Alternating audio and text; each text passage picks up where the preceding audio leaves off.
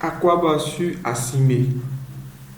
Alors, dans cette 29e vidéo consacrée à notre logiciel de gestion de stock dénommé Asime, nous allons essayer d'apporter quelques modifications des parties qui m'enchantent pas trop, qui me plaît pas trop, tel que l'élément qui nous permet de compter ici et également l'élément qui nous permet également d'empêcher d'afficher l'onglet dynamique plusieurs fois. Voilà, vous voyez qu'il y a produit ici, il y a produit ici. Pourquoi? Parce que lorsque je clique ici encore, ça va ajouter mon stock, tandis qu'il y a mon stock ici. Donc on va essayer de pallier un peu ce problème-là et essayer de corriger rapidement. Voilà.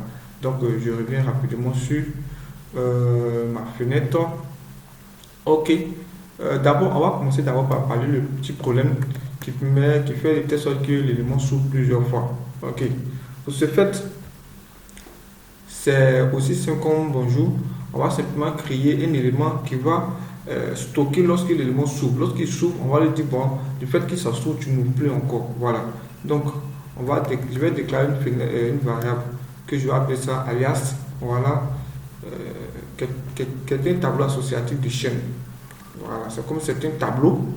Donc, pour déclarer une variable, on met au niveau ici. Je vais zoomer pour qu'on puisse bien voir. Ok. Donc, je viens au niveau ici. Écrit alias. Voilà. Vous écrivez ce que vous voulez. Moi, j'écris alias. Voilà. C'est un tableau. Voilà. Associatif. Comme ça. C'est un tableau associatif de chaîne. Ok. Ça, c'est bon. Donc, on a défini notre alias qui est là. Ok. Donc, l'alias est un tableau associatif. Voilà. Donc, je reviens au niveau de chaque fonction que j'ai créée. Voilà. Si ça vous dérange, je peux passer par le bouton. Voilà. Je viens au niveau d'ici. Je rentre au niveau de ce bouton là. Et au niveau d'ici, je vais dire ça. Je ne vais pas mettre ça ici. Je vais faire descendre pour dire que je vais taper quelque chose à nouveau. Je vais dire quoi? Si alias que j'ai défini de l'autre côté, si vous vous rappelez, alias. Ok, comme c'est un tableau, c'est crochet et on écrit une valeur qu'on veut. Moi, je vais écrire ça, tableau produit égal à vide. Alors, il y a sinon. Ok, si alias tab, alias égal à vide, alors j'ouvre ça. Voilà, j'ouvre ça. Ok, maintenant, lorsque j'ouvre, je vais sauvegarder dans le tableau alias qu'elle a. Donc, je vais mettre tableau alias qu'elle a. Voilà, égal à ça. C'est-à-dire que lorsqu'il c'est égal à vide, j'ouvre directement l'élément qui est ici. Ok, lorsque je vais cliquer sur produit, il va créer un élément qu'on appelle alias. Il va vérifier si ça existe. Dans notre cas, si ça n'existe pas, il ouvre l'onglet dynamique et il va sauvegarder ici. Ok, lorsqu'il va sauvegarder, quand je vais revenir dessus, quand je vais cliquer dessus, vous êtes d'accord que ce ne serait pas vide parce qu'il va prendre une valeur. Ok, voilà. Dans cette fois-ci, on va dire quoi? Pas l'onglet dynamique, c'est plutôt l'onglet dynamique qui est là. Il va recevoir la valeur d'alias que nous avons sauvegardé. Donc, on va mettre égal à l'alias qui est là. Ok, voilà. Je vais mettre égal à ça. Ok, donc je reprends l'explication. Lorsque je vais cliquer sur celui d'ici comme ça, celui d'ici, automatiquement, c'est comme s'il n'y a rien. Dans le début, il va vérifier est-ce qu'il y a quelque chose qui existe, sinon ce serait vide par défaut. Donc, il va exécuter la fonction qui est là. Voilà, onglet où il va ouvrir et simplement, il va sauvegarder le contenu au niveau de l'alias qui est là. Lorsque j'irai travailler dessus, puis je clique encore dessus, automatiquement, qu'est-ce qui va se passer? Il a déjà sauvegardé. C'est comme si l'onglet dynamique existe déjà. Donc, il va vérifier si la table alias que l'état produit existe. Oui, ça existe. Si ça existe, il ne va pas exécuter, mais il va plutôt revenir directement sur l'alias que nous avons sauvegardé. Voilà. Donc, on va faire un test. Je lance un go. OK. Le seul hic qui me cause problème ici, c'est au niveau de la déclaration. Je me pose la question, est-ce que je n'ai pas mal déclaré? Parce que si j'ai mal déclaré, mais c'est qu'on dit alias, bon, on déclare un tableau, mais c'est quel type de tableau là, ça j'ai oublié. Je ne sais pas si c'est un tableau associatif de chaîne. Donc si ça bug, on va profiter en même temps pour corriger. Ok.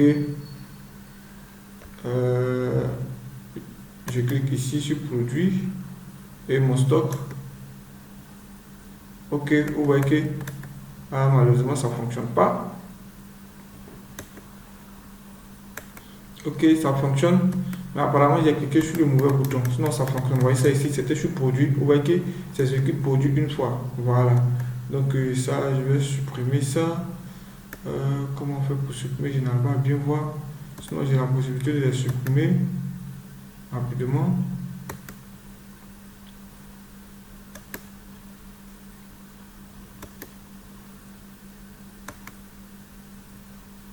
Voilà. Lorsque j'ai cliqué sur produit comme ça, vous voyez que ça n'exécute pas plusieurs fois. Ça fonctionne. Voilà, ça fonctionne. Même si je viens exécuter ici. Donc, on va essayer d'effectuer aussi pour mes produits, achats et puis les autres éléments. Donc, je viens rapidement. Ok. Voilà, sans regarder. Maintenant, le véritable hic ici, c'est au niveau de la table. Faites attention. La table que vous allez définir ici, c'est même chose. Les trois dots, même chose ici. Voilà. C'est-à-dire au niveau de la procédure produit qu'on a mis ici, les deux doivent avoir le même nom ici. Voilà. Vous pouvez écrire le nom que vous voulez, mais les trois doivent avoir le même nom. Si ce n'est pas le même nom, parce que c'est un tableau, on dit que ça reçoit ça. Voilà. Donc si vous écrivez crochet para, vous devez para ici. Ne faites pas des fantaisies. Si vous mettez para en minuscule, ça ne va pas fonctionner. Je vais faire un avec des erreurs, vous allez voir. Je vais venir au niveau d'ici. Je viens au niveau d'ici. Je vais faire pour lui. Je ne vais pas déclarer l'alias parce que j'ai déjà déclaré et je vais utiliser ça. Je vais utiliser déjà. Donc je viens au niveau d'ici. Je vais dire si alias. Voilà ma table alias crochet que je vais appeler ça crochet en griffe. Faites très attention. Je mets table stock comme ça. Ok, égal à vide. Ok. Donc ici je mets sinon, c'est-à-dire c'est le cas contraire, c'est-à-dire c'est pas vide. Qu'est-ce que je fais? J'ouvre. Lorsque j'ouvre, je mets ici. Et lorsque après avoir fini d'ouvrir, je vais sauvegarder. Donc je mets égal. Excusez-moi. Et je vais sauvegarder au niveau d'ici. Ok. J'ai mal copié. Je vais sauvegarder au niveau d'ici. Ok. Je sauvegarde au niveau d'ici. Je laisse l'égal. Je mets égal. Faites très attention. Voilà. Donc c'est comme si j'ouvre. Et puis le contenu. Ah non, apparemment j'ai mal fait. Hein. J'ai mis une chose, c'est rien de collé dedans. Voilà. Ça c'est bon. Et je vais sauvegarder au niveau d'ici. Ok. Lorsque ça c'est été fait. Maintenant, qu'est-ce que je fais maintenant? Je fais l'élément, c'est-à-dire onglet dynamique. C'est ONG élément que j'ai mis ici égal à l'alias qu'elle a. Voilà, c'est égal à l'alias qu'elle a. C'est-à-dire, je dois le copier. Voilà. Mais imaginez-vous comme ça, exemple, si je me trompe, je mets un S comme ça, on va tester, vous allez voir que ça ne va pas fonctionner. Voilà, ça ne va pas fonctionner parce que c'est pas la même chose. Il va sauvegarder. Maintenant, lorsqu'il va sauvegarder, logiquement, c'est ça là, il doit afficher dans l'onglet dynamique. Il va regarder, ça n'existe pas et ça risque de ne pas fonctionner. Voilà, c'est un go, vous allez voir. Ok. C'est un go rapidement.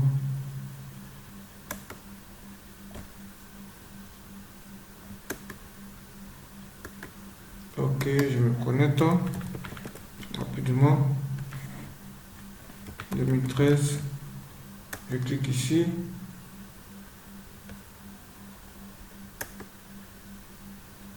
Je clique sur ça.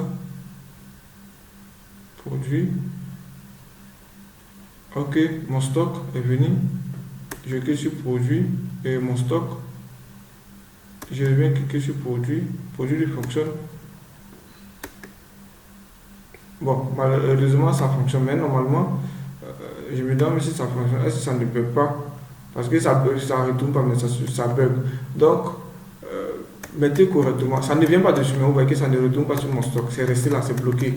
Voilà, ça ne retourne pas parce que quand il vient compiler le contenu, ça ne vient pas. Donc, vous voyez que c'est bloqué sur. Ça ne vient pas sur mon stock. Donc, faites très attention. Voilà, comme je l'ai dit. Je sais qu'il y a des gens qui ont envoyé des erreurs, ces genres d'erreurs-là. Évitez ces genres d'erreurs-là. Voilà. Donc, ça c'est bon. Ok. Si ça c'est fait,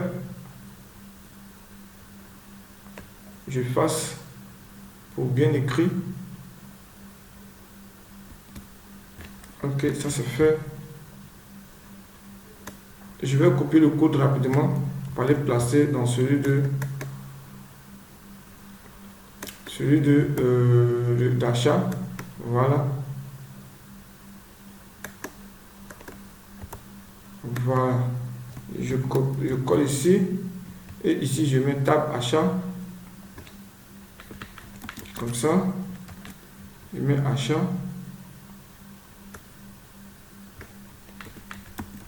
Je mets achat. Pareil pour ici aussi. Je mets achat. Je copie celui d'ici. Ok, regardez ici, ils ont même onglet dynamique, donc je n'ai pas besoin de dire, je vais venir renommer ça. Ok, et ici, c'est plutôt achat. Voilà.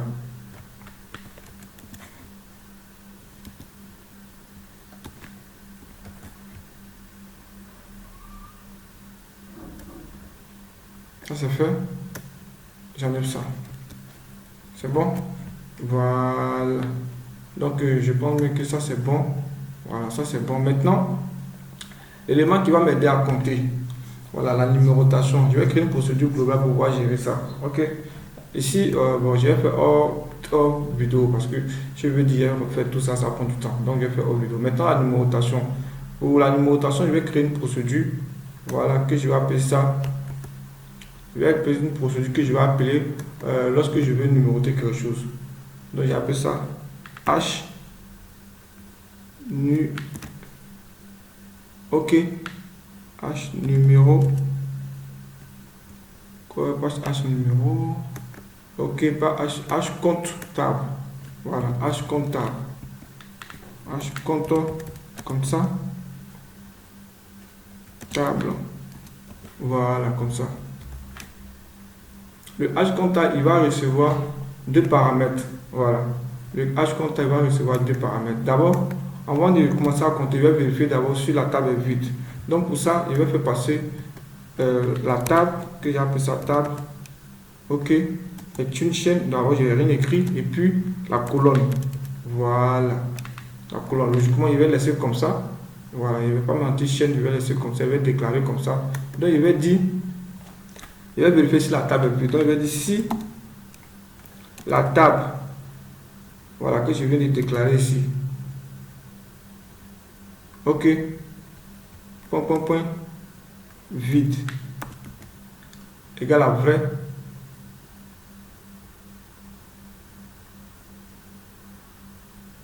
Vide. Égale à vrai. Si c'est vide, je fais rien. Voilà. Si c'est pas vide, c'est là maintenant, je vais me mettre à compter. Ok. Voilà. Si c'est pas vide, je vais me mettre à compter en faisant quoi? En faisant simplement la table, une boucle. Il a dit pour I, c'est-à-dire il part de I égale à 1 à table count. Table count est une fonction qui permet de déterminer le nom total d'une table. Donc j'écris le nom de la table ici, table que j'ai déclaré. C'est-à-dire qu'il va compter en allant de 1 jusqu'à un nombre total de la table. Oh, ici ça c'est mal fait. Ok. Fait une boucle. Donc ici qu'est-ce qu'on va faire? On va écrire simplement table point colonne, voilà, crochet I égale à I. Voilà. C'est comme si la table est vide. Voilà, on fait rien. Mais lorsque la table n'est pas vide, voilà, on va parcourir de 1 jusqu'à la ligne tick. Voilà, au nombre de ticks. Donc, on va appeler cette fonction-là au niveau de l'endroit où on veut compter.